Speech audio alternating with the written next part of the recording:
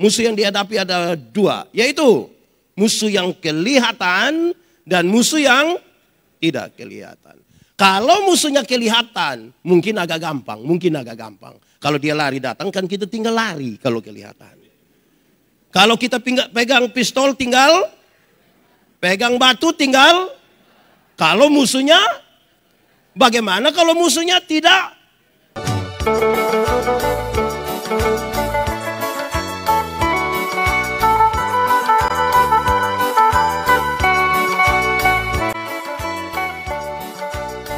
Dan saudara-saudara, saya ajak kita berdoa untuk mendengarkan firman Tuhan. Mari kita berdoa. Ya Tuhan Allah, kami mohon kepadamu, kuatkanlah dan teguhkanlah iman kami. Supaya waktu di mana kami belajar firman Tuhan, biarlah ini menjadi waktu paling baik bagi kami. Kami berdoa, Tuhan jauhkan semua penggoda pencobaan. Biar di dalam damai-Mu kami belajar firman Tuhan. Kami sangat terbatas, tapi kami percaya Tuhan menolong kami. Oleh Roh Kudus-Mu kami dimampukan bukan saja untuk mengerti firman Tuhan, tapi lebih dari itu kami dimampukan menjadi pelaku-pelaku firman-Mu. Terima kasih, kami rindu pada firman-Mu.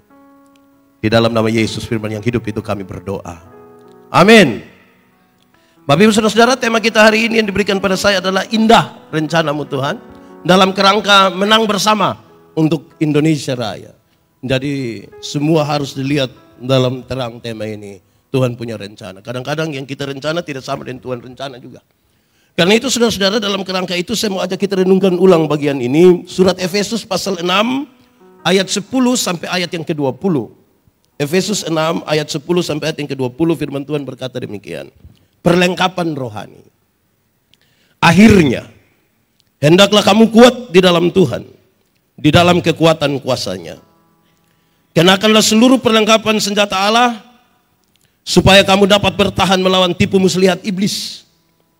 Karena perjuangan kita bukanlah melawan darah dan daging, tetapi melawan pemerintah-pemerintah, melawan penguasa-penguasa, melawan penghulu-penghulu dunia yang gelap ini, melawan roh-roh jahat di udara. Sebab itu, ambillah seluruh perlengkapan senjata Allah, supaya kamu dapat mengadakan perlawanan pada hari yang jahat itu dan tetap berdiri sesudah kamu menyelesaikan segala sesuatu. Jadi berdirilah tegap, berikat pinggangkan kebenaran, dan berbaju sirakan keadilan. Kakimu berkasutkan kerelaan untuk memberitakan Injil damai sejahtera dalam segala keadaan. Pergunakanlah perisai iman.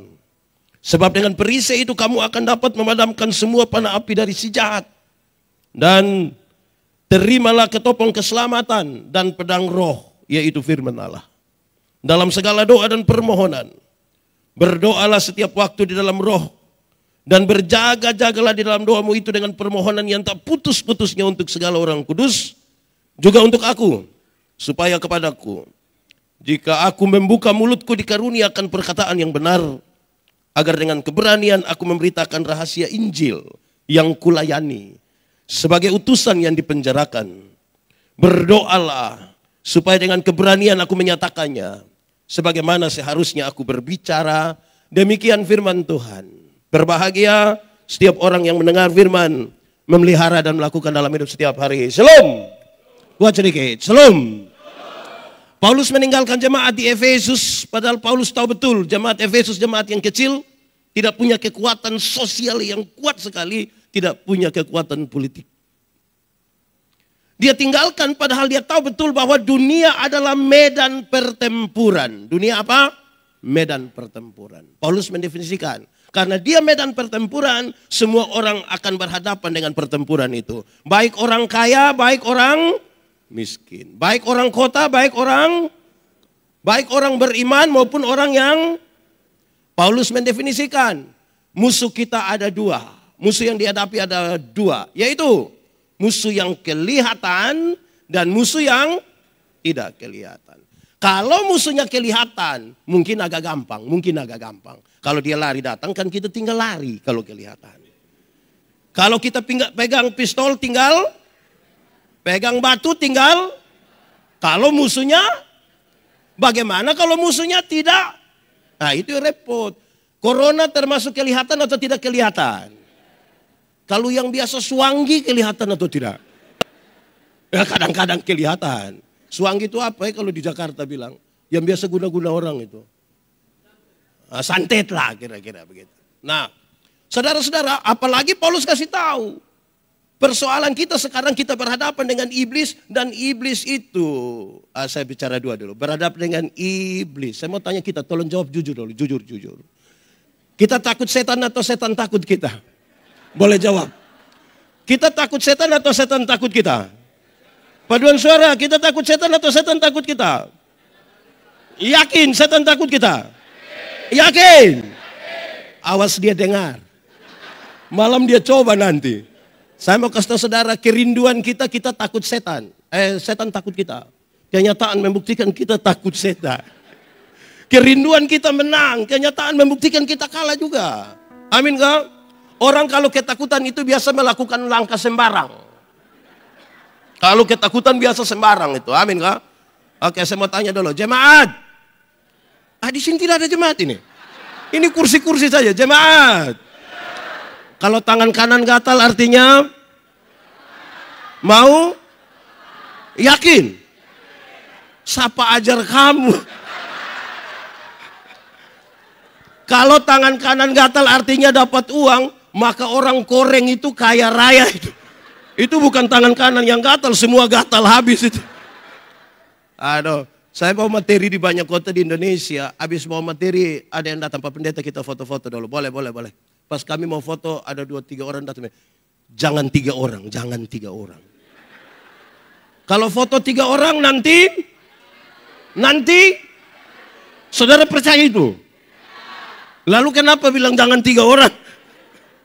Kira-kira gitu. Kerinduan kita takut, setan takut kita. Kenyataan belum tentu. Paulus mendefinisikan lebih. Dia bilang begini, apalagi iblis itu kerja tipu-tipu. Iblis kerja tipu. Sekarang saya mau tanya kita dulu. Jemaat. Tipu boleh atau tidak? Tipu boleh atau tidak? Kalau untuk kebaikan kita tipu boleh? Saya lihat saudara pecah kongsi di sini. Ulang. Tipu boleh atau tidak? Tipu boleh atau tidak? Kalau untuk kebaikan tipu boleh? Tidak boleh. Tidak ada tipu untuk kebaikan. Tipu itu tipu. Satu tipu akan menghasilkan tipu baru. Kalau saya bilang, Bapak, kenapa tidak datang gereja? Perasaan pendeta tanya, dia bilang, saya sakit Pak Pendeta. Ini tipu ini. Kita ketemu istrinya, kita bilang, Mama, bilang Papa sakit. Karena ibu tidak tahu, ibu bilang, tidak. Kita ketemu dia, kita bilang, Papa, Mama bilang Papa tidak sakit. Terus dia bilang, sebenarnya saya sakit tapi belum kasih tahu ibu itu. Hati-hati dengan tipu. Di sini ada yang biasa tipu. Ada kok tidak? Ada kok tidak? Ada duduk di sini. Coba tunjuk. Hati-hati dengan tipu-tipu. Apalagi ini caleg banyak. Ada yang politisi, partai politik. Hati-hati. Jangan tipu-tipu. Sama-sama 1, 2, 3. Jangan tipu-tipu. Kasih tahu teman di sebelah. 1, 2, 3. Jangan tipu-tipu. Itu pekerjaan iblis itu. Ya, Alkitab bilang begini, jemaat. Alkitab bilang, bapa dari segala penipu ialah Jadi pada waktu kita tipu, kita punya bapa namanya. Di sini ada yang dia punya bapa nama begitu. Itu jadi masalah. Pak Pendeta, kami di Jayapura ini kami tidak tipu-tipu. Kami hanya suka pakai 2 kata saja. Sebenarnya dan tapi. Kenapa kamu tidak pergi ke gereja? Sebenarnya saya pergi Bapak.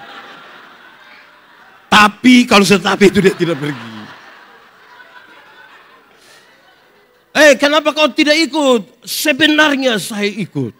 Tapi, jadi kalau sebentar pulang ketemu orang yang harusnya hadir tapi dia tidak datang. Terus kita bilang, kenapa tidak ikut? Terus dia bilang, sudah saya tahu. Tidak usah lah.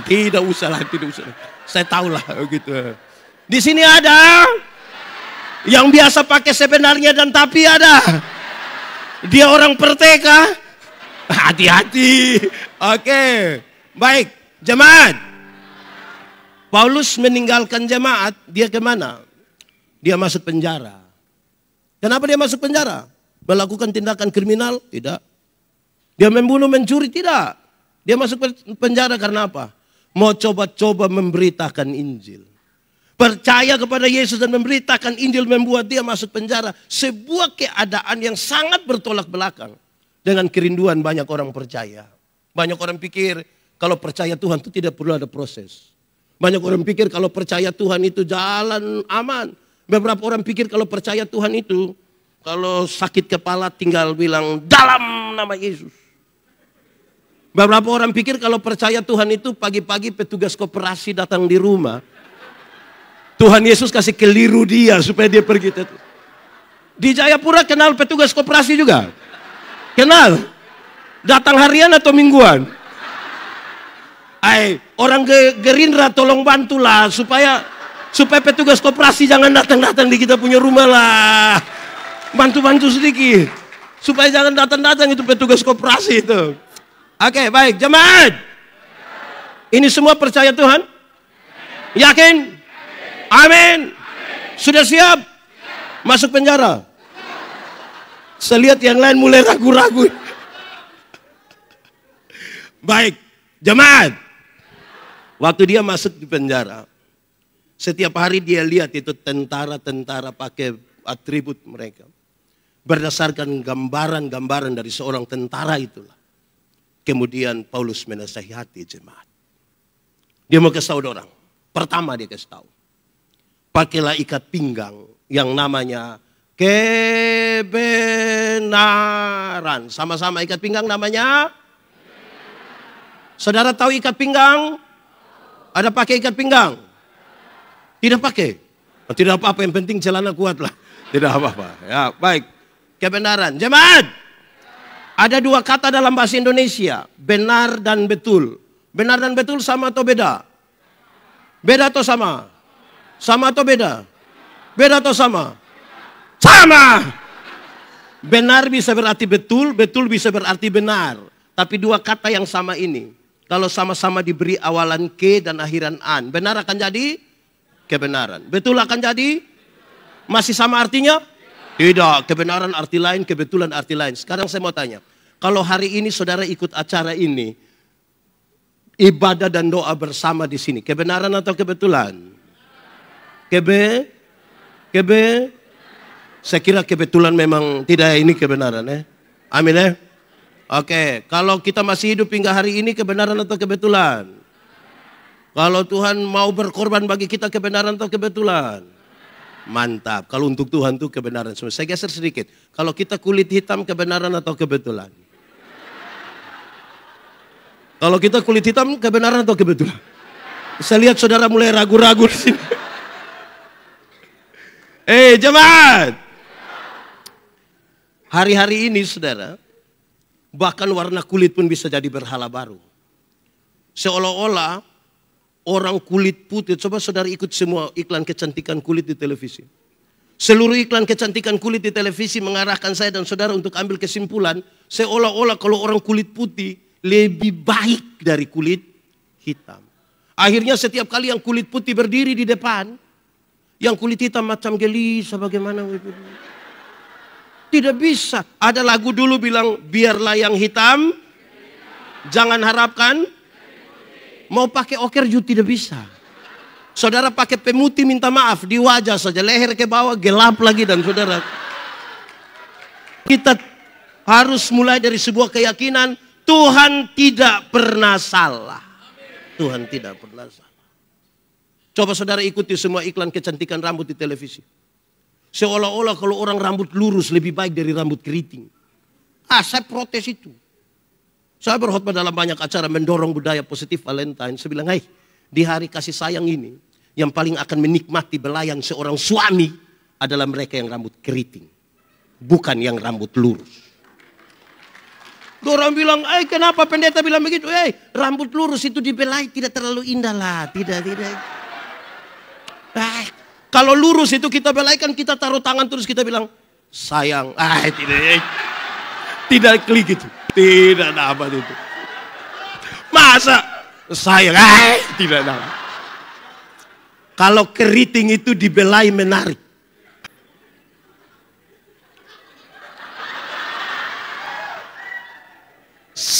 sayang. Sekali lagi, Tuhan tidak pernah salah. Apa yang ingin saya katakan, jemaat? Kalau hari ini masih ada orang Indonesia Barat merasa lebih baik dari Indonesia Timur, engkau bermasalah dengan tubuhmu. Karena kita tidak pernah meminta, Kalau hari ini orang-orang kulit putih merasa lebih baik dari kulit hitam, engkau bermasalah dengan dirimu. Sekali lagi, karena kita tidak pernah meminta, tidak pernah. Langsung jadi. Saya Timur, saudara Papua. Iya kan? Dulu Tuhan cipta kita, dia ada tanya kita. Yandi, engkau mau Timur apa Eropa? Kan tidak tanya. Tidak tanya. Tidak boleh ada pelecehan kemanusiaan. Tidak boleh. Bahkan dengar, jemaat. Bahkan hari-hari ini berat badan saja jadi berhala baru. Berat badan. Seolah-olah seorang perempuan cantik harus tinggi 170 cm, berat badan 48 kg. Jadi proporsional sekali.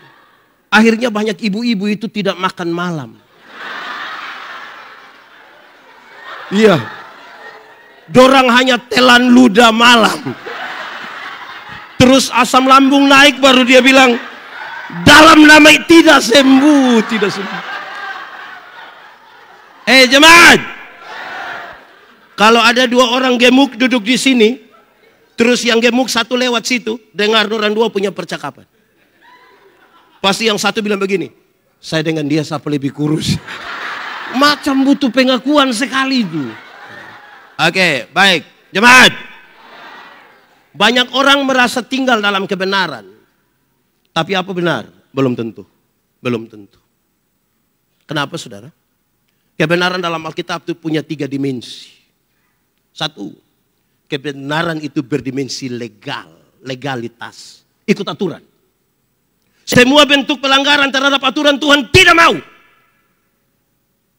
Kalau mau menang ikut aturan. Semua bentuk pelanggaran Tuhan tidak mau. Legalitas yang dibangun di atas pulihnya hubungan antara manusia berdosa ini dengan Tuhan. Saya pakai contoh. Saudara tahu motor? Pernah naik motor? Siapa punya motor? Sendiri punya? Sudah lunas? Ya beli ya kasih lunas lah. Oke. Kalau saudara naik motor, pakai helm, ada SIM, ada STNK, lampu-lampu ada, kaca spion ada. Ada operasi lalu lintas di jalan situ. Berani pergi? Berani. Tapi coba, SIM tidak ada, lampu-lampu tidak ada, kaca spion tidak ada. Ada operasi lalu lintas di situ, berani pergi? Berani pergi? Kenapa tidak berani? Kan saudara punya om polisi tuh. Kalau pakai helm, kaca spion ada, lampu-lampu ada, semua ada. Mereka operasi di situ, polisi operasi di situ. Kita pergi. Sampai sana dia tidak tahan kita, kita putar kembali. Dia tanya, hei kenapa kau putar kembali? Pak, tolong tilang saya. Ikut aturan. Di sini ada yang biasa langgar aturan? Ada. Betul-betul ada. Dia paham apa? Aduh jangan masuk di situ. Itu jadi masalah nanti. Jemaat. Pertama tadi kebenaran berdimensi apa? Legal. Kedua, kebenaran itu punya dimensi moral. Dimensi apa? Moralitas. Moralitas itu adalah kesatuan antara pikiran, perkataan, perbuatan. Kebenaran itu bermoral. Kenapa? Karena tidak semua yang kelihatan baik dibangun di atas motivasi yang benar. Makanya Paulus bilang, ingat apapun yang kamu perbuat, perbuatlah dengan segenap hatimu. Seperti untuk dan bukan untuk jemaat. Ingat bahwa tidak semua senyum tulus. Tidak semua senyum tulus. Kita datang, kita bilang, Shalom. Dia bilang, Shalom. Kita lewat, baru dia bilang, Betul. Amin kah? Ya. Saya mengajar, saya berbagi tentang ilmu homiletika, berkhotbah. Orang tanya saya, pendeta, khotbah yang baik itu yang bagaimana? Saya bilang, engkau punya maksud. Khotbah yang baik itu tulis atau tidak tulis, berapi-api atau berair-air. Saya bilang khotbah yang baik bukan soal tulis atau tidak tulis. Bukan soal berapi-api atau berair-air. Khotbah yang baik ialah omong apa ya buat begitu. Jangan omong lain. Ada yang lebih parah. Bukan sekedar omong lain buat lain. Ada yang malah pikir lain, omong lain, buat lain. Hasilnya kelainan. Jadi kalau saudara ketemu orang kelainan itu kan tidak sinkron semua. Ini lain tindakan. Di Papua ada. Di Jayapura. Kira-kira gitu. Saudara-saudara, saya berkhotbah di banyak sekali bank. Saya bilang begini. Ini ibu-ibu yang kerja di bank ini cantik-cantik semua. Mau lihat dekat, lihat jauh tetap cantik. Mereka pakai pakaian bagus-bagus lagi. Kerja di ruangan yang bagus, tertata rapi lagi, pakai AC. Wih, kita pergi ke bank itu macam tidak mau pulang. Macam kayak mau lihat-lihat terus ini. Kita baru naik tangga terakhir. Di tangga terakhir dengan santun sekali mereka bilang begini. Selamat siang. Ada yang bisa kami bantu? Terus saya tanya dorang, ibu-ibu. Siapa di antara ibu-ibu yang ketika bangun pagi lihat suami bangun. Terus dia bilang, selamat pagi. Ada yang bisa kami bantu?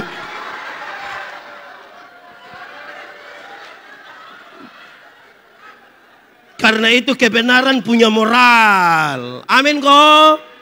Hati-hati supaya jangan ada dusta di antara. Ini ada kader partai ada hari ini. Kader. Saya mau bilang pada saudara, zaman yang berubah ini kadang-kadang membuat banyak perubahan. Salah satunya adalah kadang-kadang dulu caleg yang janji masyarakat, pemilih. Sekarang ini bisa masyarakat yang janji kembali caleg. Jadi hati-hati. Di Jayapura ada masyarakat yang mulai janji caleg. Jadi saudara-saudara, kebenaran punya dimensi kedua itu apa? Ketiga, kebenaran punya dimensi sosial, sosialitas. Kepekaan untuk turut mengambil bagian dalam penderitaan orang lain. Kepekaan, solidaritas. Kenapa Yesus mau berkorban bagi kita? Kan dia solider dengan kita. Sehingga orang yang bilang hidup dalam kebenaran harus punya rasa solidaritas sosial yang kuat. Harus. Jemaat, pernah ke swalayan? Pernah tawar barang di swalayan? Pernah kok tidak? Tidak Pemilik swalayan orang kaya atau orang miskin? Saudara lihat, beli di orang kaya tidak tawar. 99.900 dia ambil uang 100.000 dia kasih. Orang kasih kembali permen satu dia bilang kau dapat saja, jangan ukur saya pagi. Beli di orang kaya tidak tawar, tapi kalau pagi-pagi ada nenek-nenek jual sayur lewat ikut situ, tawar tidak? Tawar. Tahu juga. Itu tawar itu mengerikan. Nenek, sayur berapa? Ini nenek-nenek sudah senang ini. Nenek susah, mungkin pulang jual sayur dia sudah mati mungkin.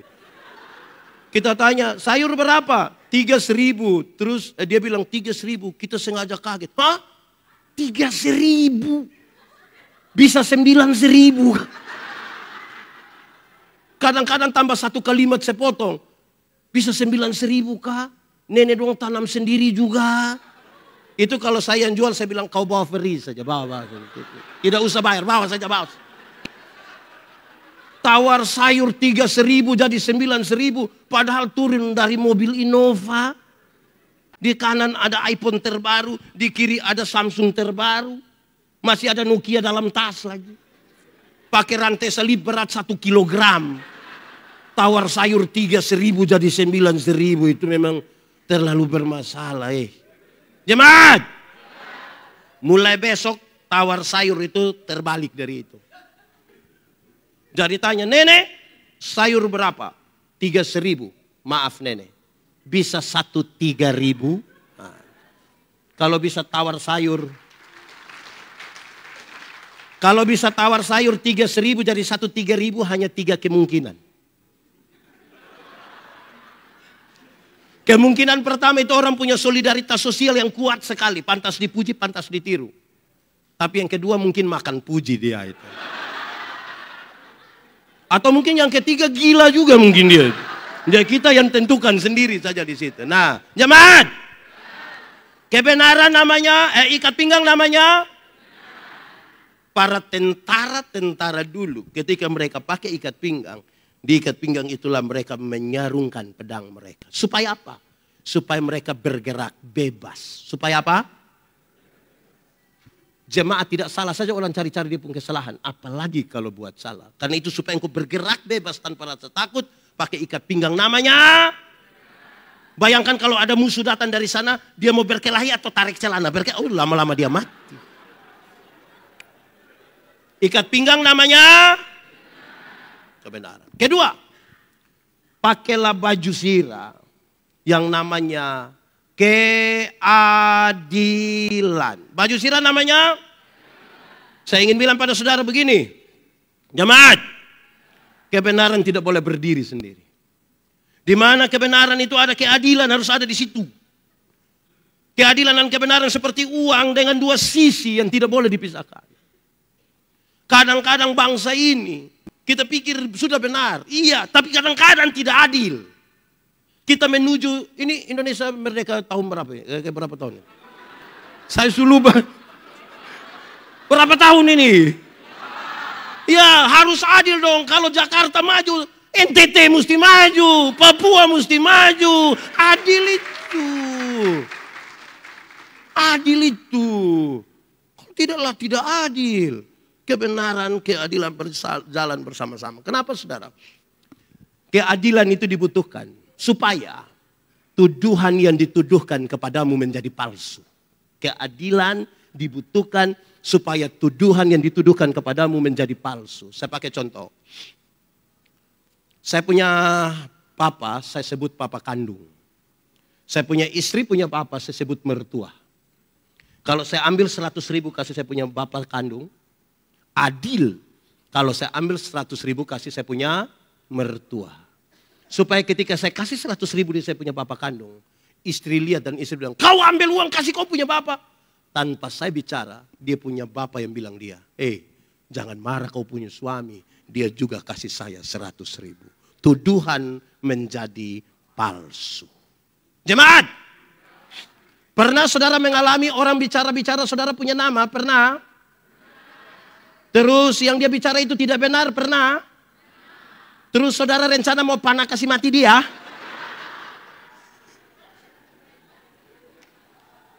Yang paduan suara pernah alami begitu? Lalu saudara selalu buat status di Facebook. Kalau tidak tahu tentang saya jangan bicara macam tahu-tahu. Begitu yang lakukanlah dengan adil, itu cukup bagimu. Jemaat Efesus, jemaat yang kecil, waktu mereka beribadah, orang-orang bilang, manusia ibadah apa itu? Roh apa yang naik? Tidak usah berbantah-bantah, lakukan saja dengan adil. Amin. Keadilan bukan sekedar berbagi sama, bukan sekedar itu. Keadilan itu juga sekaligus ingin mengingatkan kepada kita. Kalau engkau menuntut hakmu, jangan lupa kewajiban. Kadang-kadang kita menuntut hak tapi tidak mau jalankan kewajiban. Tidak bisa juga, tidak adil. Kalau hak mau diterima, kewajiban mesti dijalankan. Jemaat, saya punya pernyataan 1-2 hari kemarin itu banyak orang tidak suka, tapi namanya saya punya pernyataan. Saya bilang begini, orang yang beriman pura-pura adalah orang yang tidak belajar untuk isi otaknya. Tidak bekerja dengan tenaga dan tangan yang Tuhan berikan. Tapi mau berdoa minta berkat. Itu iman pura-pura. Tidak isi otaknya. Tidak bekerja dengan tangan dan tenaga yang Tuhan kasih. Tapi selalu kelihatan beriman dan minta berkat. Siapa bilang? Burung itu Tuhan pelihara. Amin. Tapi tidak melemparkan gandum ke dalam sangkarnya. Burung itu mesti keluar. Dia cari di ladang-ladang. Resiko kena panah. Dia tetap harus cari. Tidak bisa duduk-duduk minta-minta. Tidak bisa. Proses itu adil. Jemaat, dulu ada binatang satu, dia punya nama ayam. Sekarang juga masih ada toh. Dulu itu ayam itu kita hanya bedakan dia atas ayam jantan dan ayam betina. Tapi tiba-tiba muncul ayam potong. Di sini ada ayam potong juga. Akhirnya yang dulunya hanya ayam, sekarang dia berubah menjadi ayam kampung. Karena sudah ada ayam potong. Ini yang buat kita pusing. Ini ayam kampung yang dipotong atau ayam potong yang di kampung. Kita jadi pusing sendiri gitu. Jemaat. Ada yang punya ayam kampung di rumah? Lebih dari 2 ada? Kasih 1 dulu. Dengar, jemaat. Ayam kampung itu kita pelihara setengah tahun, 1 tahun masih kecil. Tapi dia punya daging enak tidak? Kalau betina bertelur ke tidak? Kalau dijual mahal tidak? Karena dia mengalami proses yang baik. Ayam potong, tahu ayam potong? Kita pelihara 1 bulan saja dia punya mata sudah besar begini. Itu kalau lihat pakai kaca pembesar, kalau lihat langsung. Tapi itu ayam, ibu-ibu pulang dari pasar ikat salah di motor, kaki patah. Karena tidak paham proses. Proses menjadi sesuatu yang penting, itu adil. Keadilan juga berarti begini. Kalau saudara menuntut berkat-berkat jasmani, jangan lupa minta berkat-berkat rohani. Kadang-kadang kita terlalu menuntut berkat jasmani saja. Rohani kita tidak peduli, nah, mau bagaimana. Padahal yang jasmani bisa direkayasa dan yang jasmani semua akan selesai. Beredar di grup-grup WA itu bilang begini. Yang jasmani ini. Kalau sudah umur 50 tahun, cantik atau tidak cantik itu tidak penting lagi. Karena tidak bisa disembunyikan lagi di balik lipstik dan bedak. Tidak bisa lagi. Waktu kita umur 20-30 tahun itu yang kelihatan kita kinclong sekali. 50 tahun meleleh ini meleleh. Meleleh. Saya punya teman kami masih SMA. Dia tato Guns N' Roses yang gagah. Kulit bagus, tinta bagus, kontras mantap. Umur 17. Waktu dia umur 43 tahun dia sakit, kami pergi lihat dia, saya juga sedih. Saya sedih. Itu tato itu bukan seperti orang begini lagi. Seperti orang begini. Seperti menyembah itu. Mau apa? Ibu-ibu. Di sini tidak ada ibu-ibu. Ini SMP semua. Ibu-ibu. Kalau ada yang datang tanya, ibu umur berapa? Terus ibu bilang 50. Dia sengaja kaget. Hah? 50?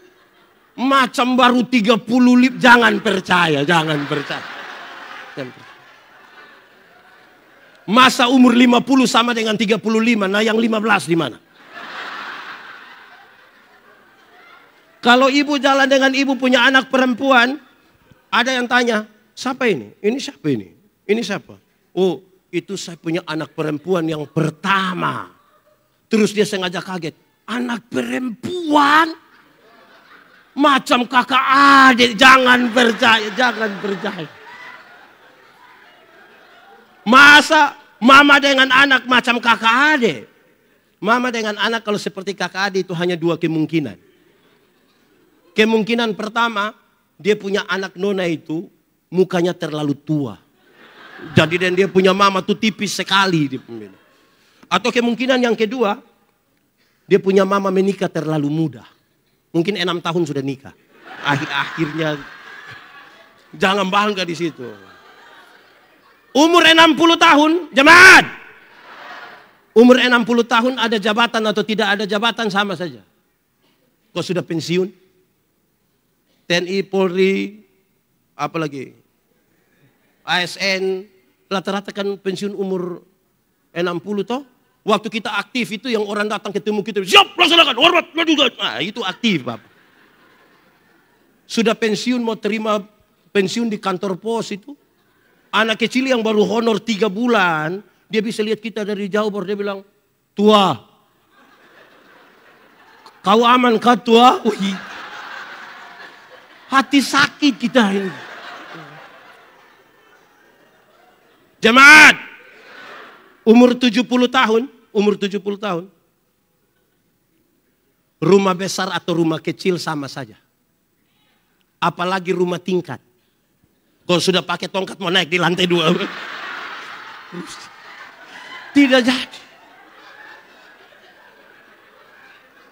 Jemaat, umur 80 tahun, kalau Tuhan izinkan kita umur panjang, kaya atau miskin pun sama saja. Sama saja. Tidak mungkin lagi saudara babi bakar 2 kilo itu, batu batu itu bisa. Kolesterol, asam urat, diabetes, jantung, gigi tidak ada. Orang lain masih kunyah, kita tidak kunyah. Kita hanya mall saja. Apa yang bisa kita banggakan, saudara? Tidak. Adil kalau jangan hanya minta berkat jasmani toh, minta juga berkat. Nanti kesimpulannya di akhir khotbah ini saudara tahu kenapa hal-hal itu penting. Sudah 2. Pertama, ikat pinggang namanya, baju sirah namanya. Ketiga, pakailah sepatu, pakailah kasut, pakailah sendal yang namanya kerelaan. Kerelaan. Memang kalau melakukan sesuatu tidak rela itu tidak bisa. Paduan suara. Ini semua latihan rela-rela semua? Atau pas tampil yang rela? Melakukan sesuatu kalau tidak rela itu tidak bisa. Mesti rela. Pernah putus cinta? Ulang-ulang? Saya prihatin. Kalau kita putus cinta, dengar. Kalau putus cinta dan kita tidak segera rela, melepaskan, move on sudah. Kita bisa sakit hati dari tamat SMP sampai mati. Itu om, itu nona, itu nyong kasih naik foto dengan dia punya tante, kita yang tersinggung. Nanti kita capture itu foto, lingkar merah di itu tante punya kepala, anak panah merah tunjuk di dia punya mata. Kita messenger dia bertanya, siapa itu? Rela. Melakukan sesuatu mesti Di sini ada pengurus partai. Ada. Rela. Amin.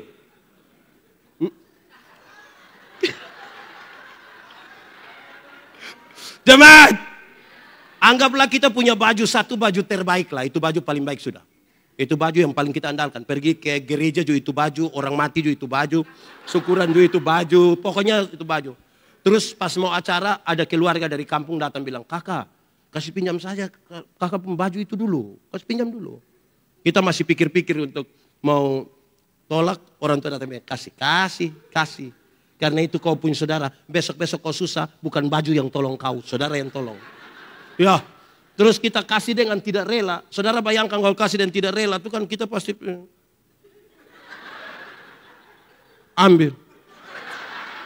Itu hari kau tambah 2.000 jadi kau ambil. Kerelaan itu penting. Amin. Jemaat. Bukan itu yang Paulus maksud. Dia masuk sedikit lebih dalam. Kerelaan memberitakan Injil damai sejahtera. Kerelaan memberitakan Injil. Injil itu apa? Berita pembebasan. Injil itu berita pembebasan. Bukan berita menakutkan. Berita pembebasan. Supaya yang takut itu menjadi berani. Supaya yang bodoh itu mau belajar. Itu pembebasan. Saya melayani di rumah sakit. Kalau ada nenek-nenek sakit, saya bilang, nenek, yo, kita berdoa nenek. Yo, saya doa habis mungkin nenek sudah mati. Terus saya jelaskan sedikit, tapi nenek mati masuk surga. Saya jelaskan terus, saya bilang, Pak Pendeta, mati hari ini dan besok sama saja. Tuhan yang memberi, Tuhan yang mengambil. Bahkan di lorong-lorong kematian pun dia tetap punya pengharapan untuk bisa mati. Itu pembebasan. Sekarang, kadang-kadang kita ini lebih banyak kasih takut orang, bukan membebaskan orang. Amin kok? Saya mau tanya ibu-ibu dulu. Ibu-ibu! Kasih makan anak umur 2 tahun itu gampang atau susah? Susah kan? Kan kita kejar-kejar dia begini, kejar. Sudah setengah jam kita bilang, ini anak tidak bisa mengerti orang tua sedikit. Anak umur 2 tahun suruh mengerti dia punya mama yang 40 ini. Ya. Oke. Kalau anak tidak mau makan, ibu-ibu, anak tidak mau makan, kasih tahu dia baik-baik. Adik, makan. Biar adik sehat, adik kuat. Ya toh? Ini anak tidak mau. Saya kira orang NTT, orang Papua sama ini. Anak-anak tidak mau makan, dia bilang, makan itu Allah. Terus ada yang datang. Wah. Di sini ada begitu. Yang kasih takut anak kecil ada.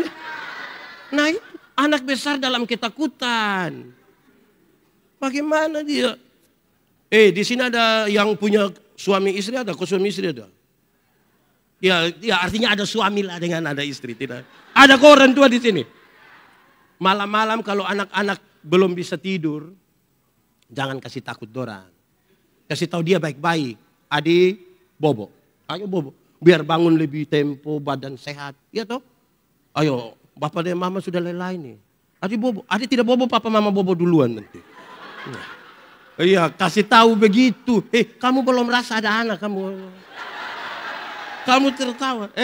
Ini anak tidak tidur, suami istri sepakat kasih mati lampu.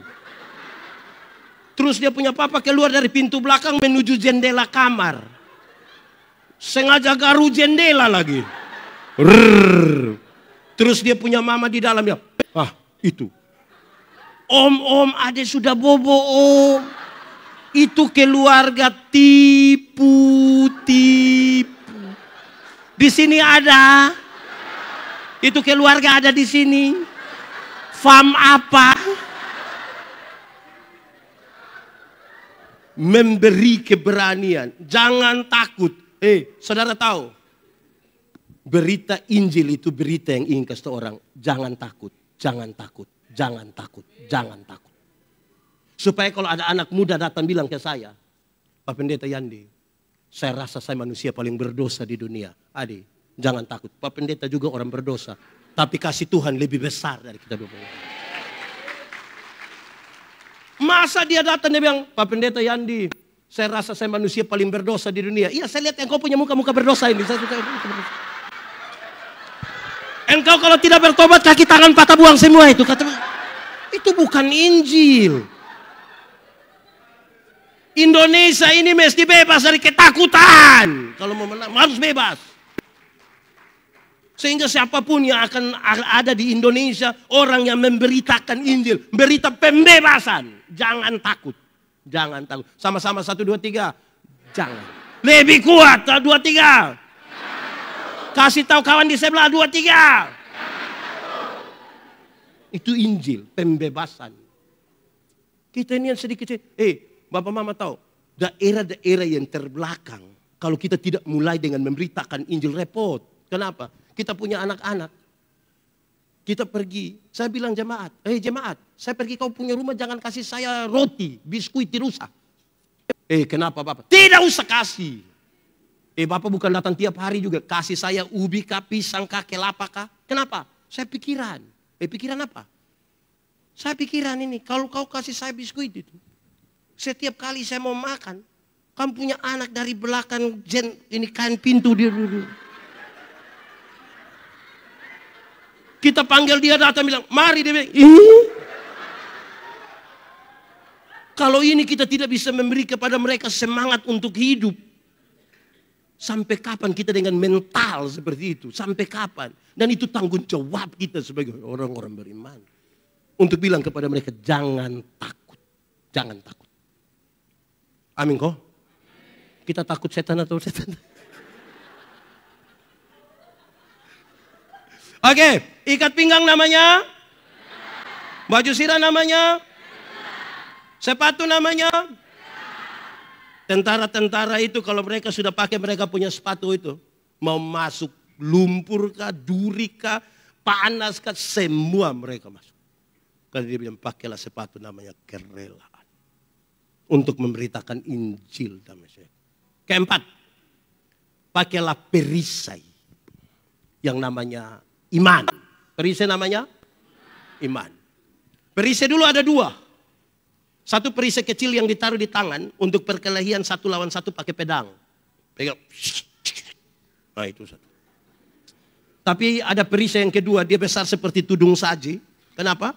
Orang dulu kalau perang itu, Bukan saja pakai panah yang tajam. Tapi setiap kali mau panah mereka celup dulu di dalam ter, dibakar baru panah. Datang 100-200 anak panah. Kalau pakai yang kecil begini, mati. Jadi harus pakai yang besar kita. Pakailah perisai, namanya apa? Kenapa iman penting? Karena ada banyak hal yang kita tidak duga. Ada banyak hal kita tidak duga. Kita akhiri 2019, mau masuk dengan penuh harap di 2020. Tiba-tiba COVID datang, menjungkir balikan banyak. Dan sekarang kita mulai bergerak. Kalau kita tidak dengan iman tidak bisa. Jangankan itu saudara. Kita di rumah saja, kita di kantor saja. Kadang-kadang ada datang ibu-ibu. Salam, selamat pagi, apa kabar semua? Cantik-cantik, ganteng-ganteng semua.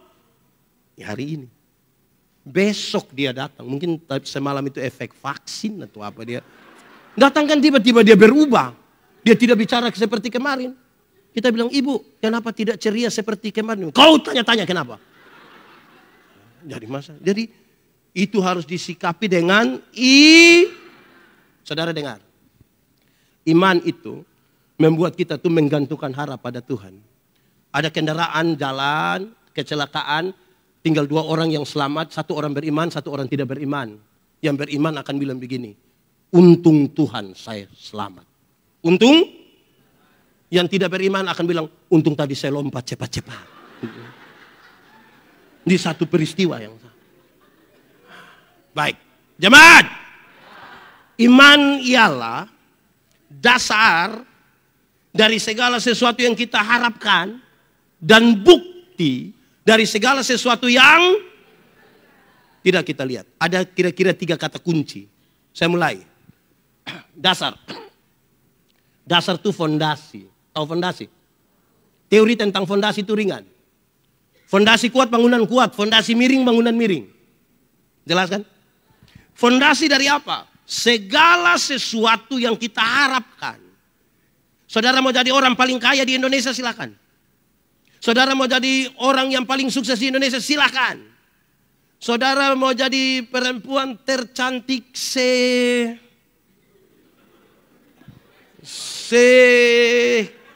RT, silakan. Tapi kita bangun dia di atas dasar apa itu yang penting. Kenapa? Karena ada banyak orang yang tidak beriman pun dia rindu jadi orang paling sukses, dia rindu jadi orang paling cantik, dia rindu semua. Yang membedakan kita adalah dasar. Yang kedua bukti. Bukti dari yang lihat atau tidak lihat? Tidak lihat. Saudara dengar ini. Bukti dari yang tidak lihat. Arsitek. Waktu dia mau menggambar ini hotel ini, dia taruh dulu di sini. Ruangan ada berapa? Ukuran berapa? Pintu di mana? Jendela di mana? Tangga di mana? Lift di mana? Dia gambar di sini. Kelihatan atau tidak kelihatan? Dari yang tidak kelihatan dia tuangkan di satu kertas. Kelihatan atau tidak? Dari yang kelihatan itu orang mulai bekerja. Jadilah ini hotel kan? Setelah jadi ini hotel, banyak orang kan kagum ini hotel kan? Ini paduan suara. Tadi ada foto-foto di situ. Kenapa kamu tidak foto? Orang kagum tentang bangunan kan dia datang dia foto-foto di situ. Separuh begini, separuh begini, separuh begini. Iya kan? Tapi dengar.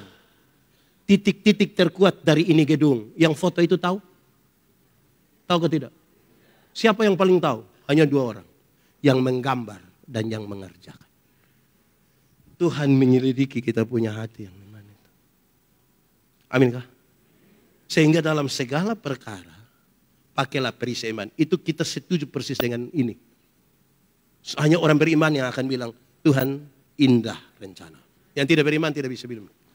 Tidak bisa. Sudah 4. Ini khotbah baru di awal-awal ini. Belum. Ikat pinggang namanya? Baju sirah? Sepatu? Perisai? Pakailah ketopong. Yang kelima. Ketopong yang namanya keselamatan. Ketopong itu pelindung kepala toh? Helm. Masker. Bukan masker bengkoang. Ini yang pakai pelat itu. Hanya kasih keluar mata saja toh. Dan dia bilang begini. Pakailah ketopong yang namanya keselamatan. Ini nasihat bagi jemaat yang menarik. Kenapa? Kalau engkau masih berdiri di situ, berdiri tegak. Itu karena apa? Tuhan. Keselamatan yang Tuhan berikan bagi kamu. Penyertaan Tuhan yang sempurna bagi kamu. Yang membuat kamu masih ada hingga hari ini. Dan engkau akan terus berdiri di situ. Karena apa? Keselamatan yang dari Tuhan. Amin. Jemaat! Orang-orang yang giat di pekabaran Injil suka tanya, bilang begini. Dosa itu apa? Dosa melanggar kehendak Allah. Betul. Tiap hari kita langgar kehendak Allah berapa kali? Banyak atau sedikit? Bisa hitung atau tidak bisa hitung? Sendiri buat sendiri tidak bisa hitung. Terus orang pekabaran Injil begini, anggap saja kita punya dosa 1 hari 3. 1 hari berapa? Dosa pikiran 1, perkataan 1, perbuatan. Kalau 1 hari 3, 1 bulan berapa? 3 kali 30 hari? 90. 1 tahun berapa? 90 kali 12 bulan? 1080, taruhlah 1000 toh. 1 hari 3, 1 bulan 90, 1 tahun 1000. Coba masing-masing kali dengan umurnya sekarang. Pendeta Yandi umur 46 tahun, kalau kali 1000, 46.000. Bisa pi surga itu pendeta itu. Itu 1 hari 3, apalagi kalau 1 hari tidak bisa hitung. Jadi kalau kita masih selamat, itu hanya karena amin.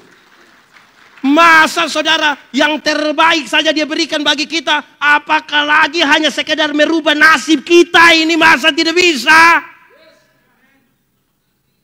Yang paling mahal saja dia berikan bagi kita. Asal kita mau bekerja. Jemaat! Ora et labora artinya? Itu dia pun nilai hanya 75. Mau yang 100? Mau? Mau yang 100 dengar. Ora et labora artinya berdoa dan bekerja keras.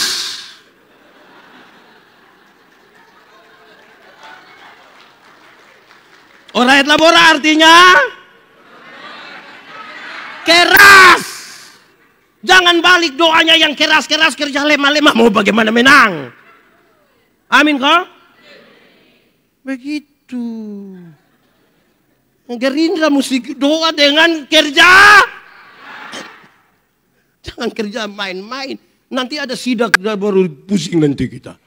Amin toh? Begitu. Oke, ikat pinggang namanya. Baju sirah namanya.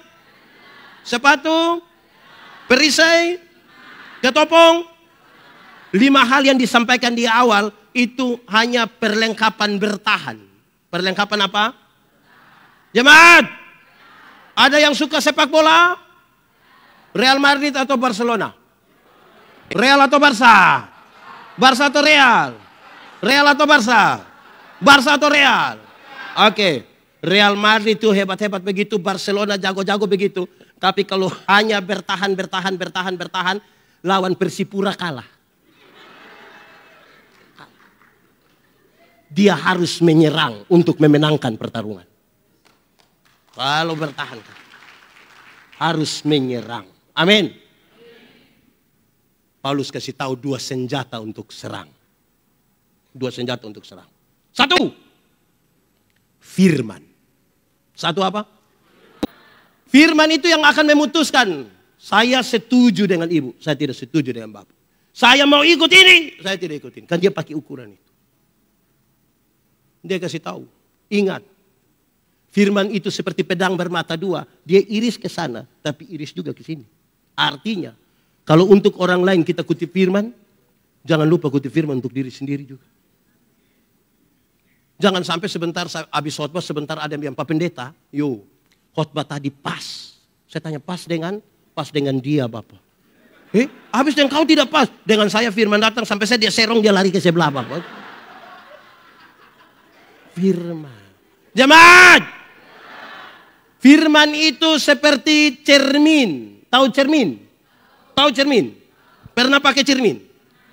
Saudara datang di firman, di cermin. Kan pertama hanya mau lihat saja begini kan? Setelah lihat baru dia, aduh alis. Makin banyak bercermin, makin rapi kita punya hidup kan? Saudara kan kalau lihat ada kotoran di sini kan begini toh? Tidak mungkin saudara lihat di cermin, iya ada kotoran, biar kasih tinggal. Begitu. Makin bercermin, makin rapi. Amin toh? Tapi jemaat, Hati-hati, sama-samanya kaca. Tapi ada yang nama cermin, ada yang nama kaca spion. Tahu kaca spion? Pernah pakai? Kalau cermin itu lebih banyak lihat siapa punya diri. Kalau kaca spion lebih banyak lihat. Kan dia punya cara lihat begini dong. Lama-lama orang lain yang beli kulkas, kita yang kedinginan di rumah. Orang lain yang beli motor, kita yang tidak tidur. Kita bilang, kau tanya dulu dia. Tanya apa? Dia kredit KKC dia. Perang antara Daud dan Goliat itu mewakili kelompok yang besar. Goliat mewakili kelompok yang besar sekali. Fasilitas lengkap, postur mantap. Daud mewakili kelompok kecil, postur kecil dengan fasilitas ringan. Kalau hanya lihat pada mereka, Goliat punya besar, dia kalah sebelum bertarung. Tapi apa yang dilakukan dia? Dia fokus pada dirinya. Sangat kuat. Dia fokus begitu rupa sampai dia bilang, lawan manusia sebesar itu datang dengan kelengkapan perang seperti itu. Saya cukup bawa batu 5 cukup, dia kalah. Meyakini diri. Dia fokus dengan diri. Itu menjadi penting. Tapi saya mau kasih tahu cepat-cepat di 2 hal ini. Firman itu ada 2 hal penting. Pertama, kronologi. Pertama apa? Alkitab itu berisi kronologi begini. Penciptaan, kejatuhan manusia dalam dosa, rencana penyelamatan Allah, kedatangan Yesus Kristus, janji untuk hidup yang kekal. Kalau baca firman harus masuk dan paham betul kronologi ini. Karena ada banyak ayat yang sepertinya baku tolak, baku hela. Kalau kita tidak paham ini, kita bisa bilang, loh kok kenapa ini ngomong lain, ini ngomong lain. Itu pertama. Kedua, firman itu berisi 2. Alkitab ini berisi 2 hal. Satu dia punya nama ajaran, apa? Yang kedua nama informasi. Nama apa? Informasi. Gereja Tuhan jadi rusak ini karena orang bikin informasi jadi ajaran. Murid Yesus itu 12, itu informasi. Jadi nanti ada gereja di sini dia pilih pekerja, dia pilih penatua 13, tidak apa-apa. Jangan sampai ada yang pilih 13 terus kita datang bilang, kenapa Yesus punya 12, kau 13? Kau lebih dari Tuhan. Salomo punya istri 700. Berapa? Gundik 300. 700 sampai 300? 1000 toh? Saya yakin. Separuh punya nama dia tidak kenal. 1000. Mungkin sudah lewat. Kau punya nama siapa dulu? 1000. Kalau satu hari dia dengan satu orang dari istri-istrinya. Dia butuh kurang lebih 3 tahun baru putar kembali sampai istri pertama. Itu dia sampai sudah pemilu berikut. 2020. Tapi itu kalau Alkitab bilang istri 700, gundik 300. Itu informasi, bukan ajaran. Jangan sampai Tagal mau kawin 2 dia bilang kenapa Salomo boleh 700. Saya baru mau masuk 2 kamu marah-marah. Jadi mau pakai firman mesti jelas. Hendaklah. Janganlah. Supaya kita tahu mana. Amin kok? Oke. Ikat pinggang. Baju sirah. Sepatu. Perisai. Ketopong. Senjata pertama. Firman. Senjata kedua. Ini terakhir. Senjata kedua. Doa. Senjata kedua apa? Doa. Jemaat. Doa itu relasi bukan kata-kata. Doa itu relasi bukan kata-kata. Banyak orang terlalu sibuk dengan kata-kata sampai lupa bangun relasi. Kalau saya dengan beliau ini kami 2 punya relasi, kami 2 kenal baik.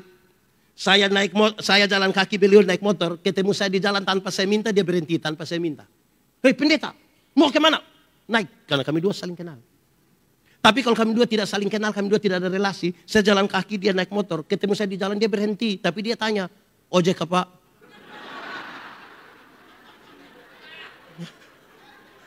Doa itu relasi. Jemaat! Jemaat bisa berkata-kata dengan orang yang saudara tidak kenal. Contoh, pernah aku tidak saudara telepon, terus ada satu suara bilang begini, nomor yang Anda tuju tidak dapat dihubungi. Pernah? Suara perempuan atau suara laki-laki? Itu kamu pun kakak. Apalagi saya kira di Jakarta sudah lebih maju lagi, jadi bahkan mesin saja bicara dengan kita. Kita mau sampai di tol, mau sampai pintu masuk mana, itu nona bilang, tempelkan kartu Anda. Pas uang sudah keluar, terima kasih. Itu mesin saja bisa ngomong begitu. Doa bukan kata-kata. Doa apa? Relasi. Ada 5 yang disampaikan. Saya ngomong cepat-cepat saja. Satu, berdoalah setiap waktu. Sama-sama, berdoalah. Yang dimaksud dengan setiap waktu dalam ayat 18 itu bukan berarti jam 5, jam 6, jam 7, jam 8, jam 9. Bukan itu. Berdoalah waktu kamu senang. Berdoalah waktu kamu sehat, berdoalah waktu kamu untung, berdoalah waktu kamu.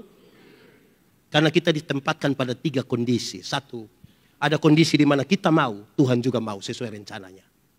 Tapi ada kondisi kedua, kita mau, Tuhan tidak mau. Ada kondisi yang ketiga, Tuhan mau, tapi kita yang tidak mau. Tuhan bilang, hei, kamu tolong kerja dengan baik-baik dulu, adil-adil dulu. Kita yang masih aduh. Karena itu berdoalah setiap. Kedua, berdoa dalam roh. Sama-sama, berdoa. Yang dimaksud dengan berdoa dalam roh dalam teks ini, dia pun maksud begini. Berdoalah dalam kesatuan dengan Roh Kudus. Roh Kudus itu catatannya begini. Tuhan yang kita sembah itu Tuhan yang kudus. Yang kudus tidak dapat bersatu dengan yang tidak kudus. Tanggalkanlah kasutmu sebab tempat di mana engkau berdiri itu kudus.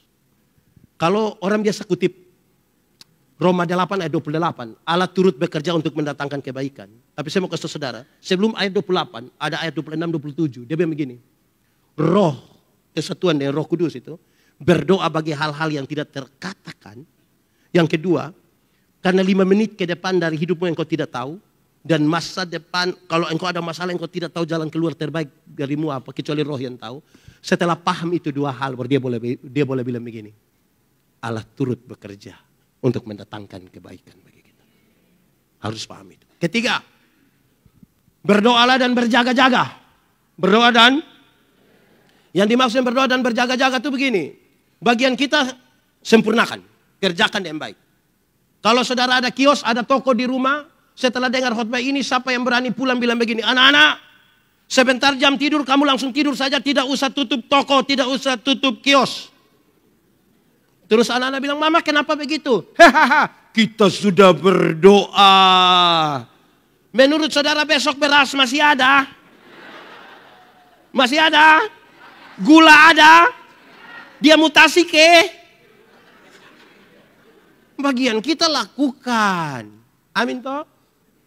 Keempat, berdoa tanpa putus-putus. Berdoa tanpa putus-putus. Yang dimaksud dengan berdoa tanpa putus-putus itu begini.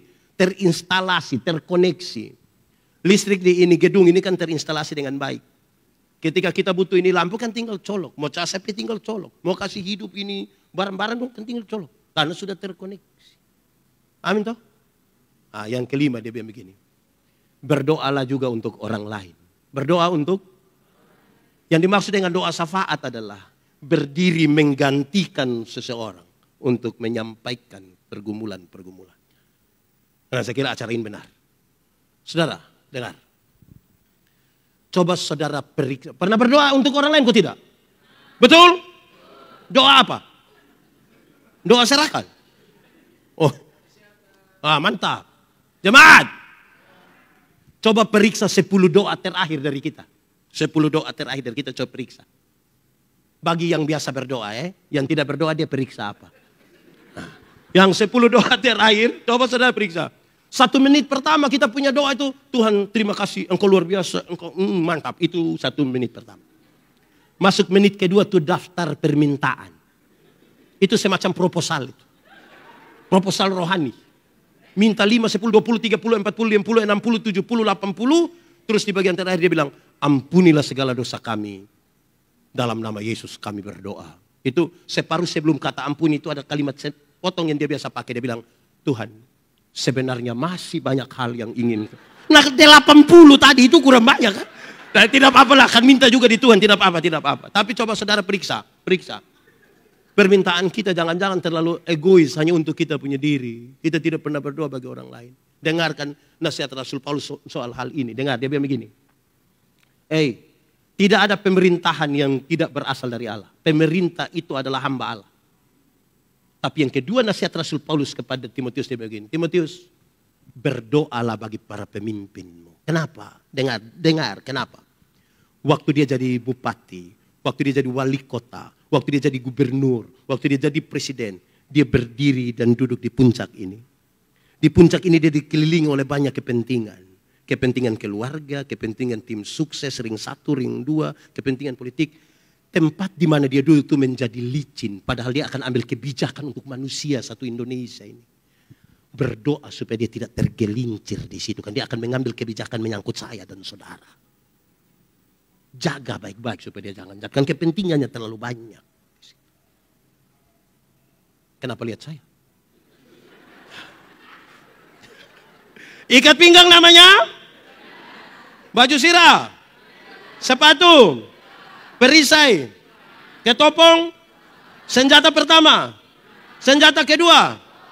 Oke, saudara lihat dari 7 hal yang disampaikan untuk sebuah kemenangan itu terkoneksi antara apa yang kita pikirkan, apa yang kita imani. Saya pakai contoh saja. Mati hidup Tuhan yang atur, amin, amin. Itu soal iman. Yang iman kasih tahu otak, yo, kau tahu kau tidak tahu. Kenapa? Kasih tahu dulu. Otak, mati hidup itu Tuhan yang atur. Oh, jadi otak kau kasih tahu kaki itu supaya kalau ada trek lari kencang ke depan, kaki jangan lompat ke tengah jalan. Bisa paham koneksinya itu. Ada masa depan dalam tangan Tuhan. Amin. Saudara percaya Tuhan menyiapkan masa depan bagi anak-anakmu. Amin. Betul, saya juga yakin. Tapi yang antar itu anak dong pergi sekolah, bukan Tuhan yang antar. Siapa yang antar? Siapa yang antar? Orang tua. Atau siapa yang di Jayapura karena dia terlalu sibuk, pagi-pagi dia berdoa, Tuhan saya sibuk jadi Tuhan tolong jemput anak dong. Tuhan yang jemput pulang menangis Bapak, menangis. Jadi bagian kita itu. Ada yang mau Tuhan jemput, makanya yang kita punya maksimalkan. Amin kok? Oke, jemaat. Pesannya sangat kuat bagi sebuah kemenangan. Dalam rencana Allah kan Tuhan mau kita berproses. Saudara tahu, dia ini jangankan dalam gereja saudara. Perusahaan-perusahaan swasta saja. Mereka waktu bangun, yang dicari pertama itu apa? Orang yang pintar. Orang yang pintar. Dalam perjalanannya mereka bilang, ternyata pintar saja tidak cukup. Itu orang harus punya kekuatan emosi yang baik. Kekuatan apa? Saudara tahu kenapa emosi penting? Tidak kurang orang pintar di Indonesia, tidak kurang. Tapi orang tidak bisa untuk mengendalikan emosi, saudara tahu. Satu tindakan emosional menghancurkan dia punya hidup. Menghancurkan keluarga punya hidup, menghancurkan karir, menghancurkan semua. Hari-hari ini kan kita dengar banyak informasi toh, berita-berita di televisi soal orang yang pintar sekali tapi emosi yang tidak terkendali. Orang yang tidak bisa kendalikan emosi, korup. Karena dia terlalu banyak merindukan mau kasih kenyang dia pun diri. Paling cukup sudah. Emosi mesti bagus. Amin kah? Harus tambah satu. Dia mesti, ini sudah bagus ini. Emosi sudah bagus, tambah satu. Dia mesti punya kekuatan spiritual yang bagus. Spiritualitas itu saudara, gerakan dari dalam keluar untuk Indonesia Raya. Itu spirit. Yang dari dalam keluar itu namanya pencitraan. Spiritualitas itu gerakan dari dalam keluar. Yang di dalam itu apa? Teologi. Yang keluar itu apa? Etika. Perjumpaan teologi dan etika itulah spiritualitas. Ada sampah. Kita semua tidak suka sampah kan? Orang yang punya spiritualitas yang bagus. Dia ambil saja. Dia sapu saja. Karena gerakannya dari dalam keluar. Yang pencitraan. Itu dia kasih tahu dia punya teman. Pas saya sapu, engkau foto. Sama-sama bagus. Nah sekarang saudara-saudara. Untuk memahami kehendak Tuhan. Supaya kita, oh ini indah rencanamu ini Tuhan. Dalam rangka menang bersama Indonesia. Saya kira ini dia punya catatan baik bagi kita. Kita mesti profesional di kita pun bidang. Pendeta-pendeta sudah profesional di dia pun bidang. Politisi mesti profesional juga. Jangan sampai politisi. Dia bilang itu hari saya tidak mau tapi memang orang sudah datang-datang mau bagaimana. Aduh, kita mati sudah kalau begitu. Tidak bisa. Amin kah? Oke, Tuhan memberkati kita. Amin. Mari kita tunduk kepala semua di hadapan Tuhan Allah, saudara. Bagi bangsa ini kita akan berdoa. Bagi Indonesia Raya. Bagi Gerindra. Bagi semua orang yang beritikat baik. Juga bagi Pak Prabowo Subianto. Dalam semua hal yang dikerjakan biar Tuhan berkati. Kita tunduk kepala. Kalau kamu dengar suaranya, jangan keraskan hatimu. Minta Roh Kudus lembutkan setiap hati yang keras. Supaya sungguh-sungguh hari ini yang kita lakukan, yang kita kerjakan seperti apa yang Tuhan mau. Ambil saat teduh sedikit dan mari kita berdoa. Ya Tuhan Allah, kami mengucap syukur kepadamu untuk hidup yang Tuhan anugerahkan buat kami. Tolong kami supaya hidup ini berkenan kepadamu dan menjadi kemuliaan bagi nama Tuhan. Supaya di mana kami ada, nama Tuhan dipermuliakan. Kami percaya tidak ada yang kebetulan di dalam nama Tuhan. Termasuk hari ini. Ketika kami ada di sini. Dalam acara yang dibuat oleh teman-teman Gerindra Papua. Acara ibadah dan doa bersama. Terima kasih buat firman-Mu yang menolong kami. Untuk mensiasati perjalanan hidup ini seperti apa yang Tuhan mau. Kami berdoa di dalam nama Tuhan Yesus Kristus. Supaya setiap orang yang mengambil bagian hari ini diberkati. Kami berdoa supaya Indonesia penuh dengan kemuliaan nama Tuhan. Kami berdoa supaya di mana kami ada, nama Tuhan dipermuliakan. Bagi teman-teman Gerindra Papua, kami berdoa mereka semua diberkati. Yang mereka kerjakan seperti untuk Tuhan dan bukan untuk manusia. Tuhan yang akan menolong mereka. Ibu Yani, teman-teman semua diberikan kesehatan, kekuatan, hikmat, bijaksana, berkat jasmani dan berkat rohani. Dianugerahkan Tuhan atas mereka semua. Supaya mereka bekerja dengan baik. Dijauhkan dari semua hal yang menghancurkan hidup mereka. Dan semua hal yang mereka lakukan yang tidak berkenan kepadamu. Di kesempatan sukacita ini, kami satu hati berdoa bagi Indonesia. Biar Indonesia penuh kemuliaan bagi nama Tuhan. Di hadapan kami terpampang sebuah proses demokrasi. Pemilihan Presiden Republik Indonesia 2024. Tuhan tolong supaya semua berjalan dengan baik. Kami berdoa khusus bagi Pak Prabowo Subianto. Yang akan menjadi bagian dalam kontestasi pemilihan Presiden Republik Indonesia. Tuhan berikan kesehatan kepada hamba-Mu. Tuhan berikan kekuatan dan hikmat. Mimpi besarnya bagi Indonesia Tuhan berkati. Kalau Tuhan yang membuka jalan atasnya, tidak ada yang akan menutupnya. Karena itu biarlah semua proses berjalan di dalam dan karena nama Tuhan. Kami berdoa supaya tidak ada dusta di antara kami.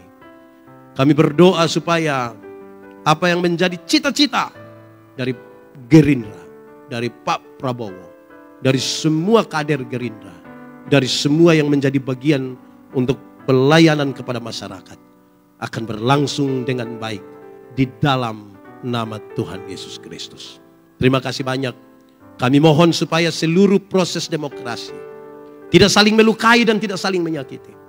Tuhan yang akan memilih, Tuhan yang akan menuntun kami sekalian dalam proses ini.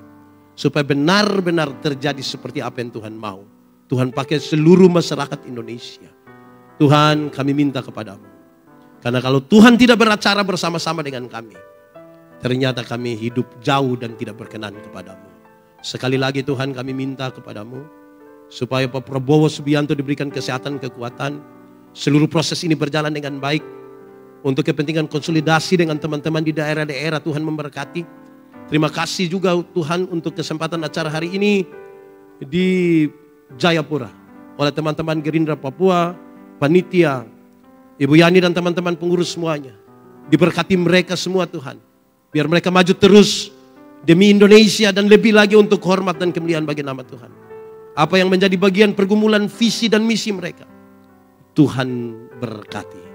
Pimpin dan sertai kami semua supaya di medan masing-masing kami betul-betul menyatakan kehadiran kami sebagai bagian perpanjangan tangan Tuhan.